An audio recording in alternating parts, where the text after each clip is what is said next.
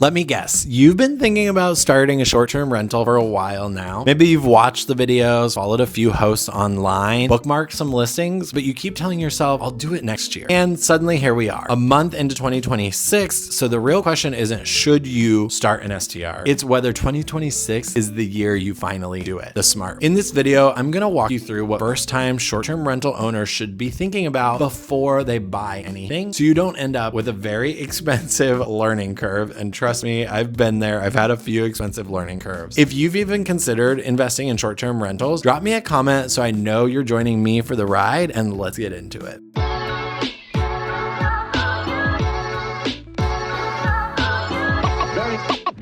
There's a lot of noise around short-term rentals right now. Some people will tell you the market is saturated, while others say regulations are killing STRs. And honestly, both of those statements can be true and misleading. What's really happening is that the STR market is maturing. The days of throwing a random couch in a spare room and renting money are definitely gone. But in exchange, now we have clearer regulations, some are still changing, better data, and far more predictable guest behaviors that we can track. And for new investors, that's actually a good thing. I can assure you of that, because you're not guessing. 2026 rewards people who are planning and buying intentionally and make the time to understand their guests and their numbers before they actually fall in love and purchase a property. And if you're someone who likes clarity over chaos, this is definitely your moment right now. So step one isn't about looking on Zillow, it's about regulation. This is where most first-time investors go wrong. They start with finding the perfect property instead of looking at the rules. And I was very lucky when I invested in short-term rentals because the regulations were already determined in the places I was looking, like California, Arizona, and Seattle. And I didn't have to go through any regulations, but I've definitely heard horror stories of people going through changing regulations that have shut down their Airbnbs. And I know a quick Zillow scroll is calling for your attention. Trust me, I get that. Before you look at a single listing, you need to know what's allowed in the area you're looking for and where and under what conditions you can open an Airbnb. City rules, county rules, HOA restrictions, condo bylaws, all of these matter when you're looking. I've seen buyers fall in love with the perfect Airbnb only to find out that it can't legally be used the way they had planned. And then you're in a pickle, because a good short-term rental starts with regulation, not a mood board or a Zillow scroll. If you're not sure where STRs are actually allowed in your target market, that is one of the most important places to get clarity early on. So take this as your sign to do that as your homework right now. So the next thing, this is a biggie too. First-time short-term rental owners often shop like future vacationers instead of business owners. They ask, would I want to stay here? I'm definitely guilty of asking that. I'm here to burst your bubble from experience. The better question is, who is the property for and why would they book it? Are you targeting couples, families, the remote worker, the pet owner, or maybe travelers for events? The most profitable short-term rentals are rarely the fanciest. More often, they're simply close to what guests actually wanting to visit, and they solve a specific problem for them, and they're designed around function. I know it kind of sounds boring, but it's honestly the truth. This is where working with an agent who understands short-term rentals and guest psychology makes a massive difference, because not every cute home performs and not every boring one fails. So there's a lot of differences in between. If you already have a guest type in mind, I'd love to know in the comments below, because you're already going along in this process and making headway if you know what type of guest you're targeting. We also have to talk about the money realistically. Buying the property is just the beginning, because your real profitability is shaped by everything that comes after buying that property.